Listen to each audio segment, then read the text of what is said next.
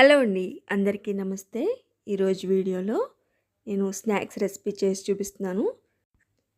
చాలా ఈజీగా, అలాగే టేస్ట్ కూడా చాలా బాగుంటాయండి. మీరు తప్పకుండా ట్రై చేసి పిల్లలకు పెట్టండి. ఎంతో ఇష్టంగా తింటారు.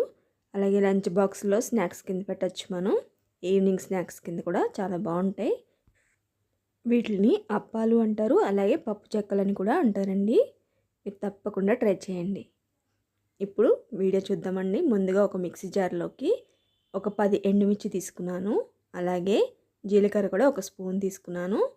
మిరియాల పౌడర్ వేస్తున్నానండి, ఒక స్పూను. మీరు మిరియాలు వేసుకోవచ్చు. ఇవన్నీ పౌడర్ చేసుకోవాలి. ఇలా పౌడర్ చేసుకోవాలి. కొంచెం బరకగా ఉండాలండి, మరి మెత్తగా చేసుకోవద్దు.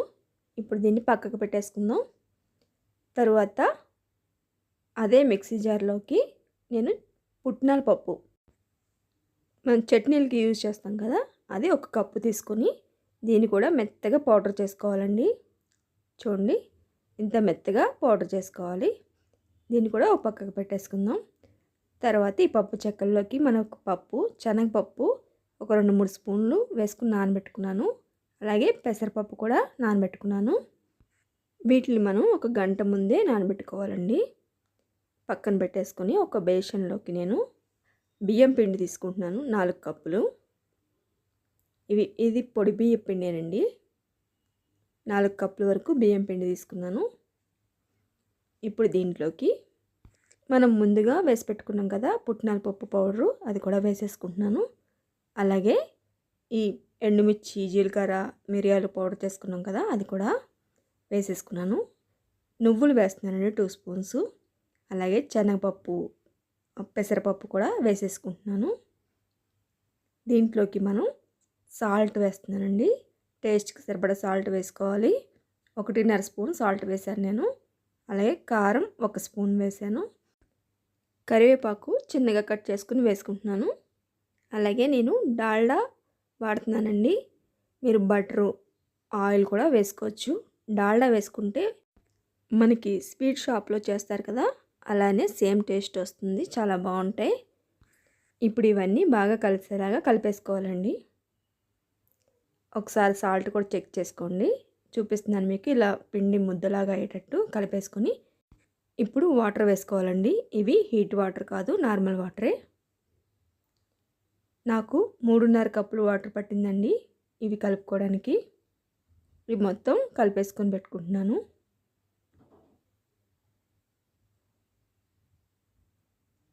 బాగా కలిసేలాగా కలిపేసుకొని ఇలా మొత్తం ముద్దలా చేసుకొని ఒక తడి క్లాత్ అన్నా లేకపోతే మూతన్నా పెట్టుకొని కవర్ చేసుకోవాలండి, ఆరిపోకుండా. మనకి ఇలా ఉండేటట్టు ఉండాలి. చూస్తున్నారు కదా. ఇప్పుడు ఒక మూత పెట్టుకొని పక్కన పెట్టేసుకుంటున్నాను నేను. ఒక 5 నిమిషాల తర్వాత మీకు చూపిస్తున్నానండి. ఇలా ఒకసారి బాగా మిక్స్ చేసుకుని మనం ఎంత వాడుతున్నామో అంత కొంచెం కొంచెం కలుపుకుంటూ ఇలా ఉండల కింద చేసి పెట్టుకోవాలి ముందే. మనం మీకు చూపిస్తున్నాను కదా. ఇలా ఒక బటర్ పేపర్ కానీ లేకపోతే కవర్ కానీ తీసుకొని మనం చెక్కలు ప్రిపేర్ చేసుకుందామండి.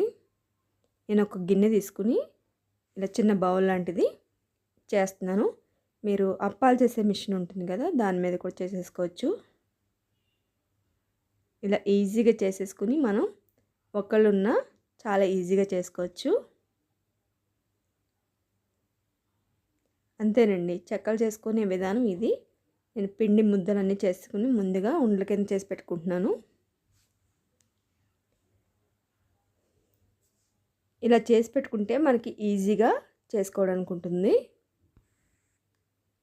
ఇలా మీకు ఎన్ని చేయాలనుకుంటే అన్నీ ఈజీగా చేసుకోవచ్చు. నేను స్టవ్ మీద ముందే ఆయిల్ పెట్టి హీట్ చేసుకుంటున్నానండి. ఆయిల్ కూడా హీట్ అయింది. ఇప్పుడు ఒక్కొక్కటిగా వేసేసుకుంటున్నాను.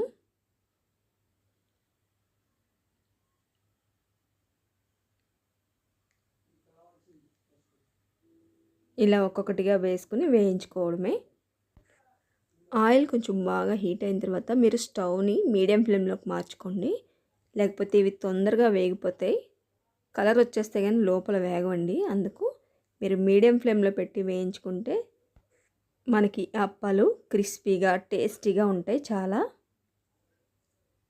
ఇలా అన్నీ వేగిన తర్వాత తీసేసుకున్నాం.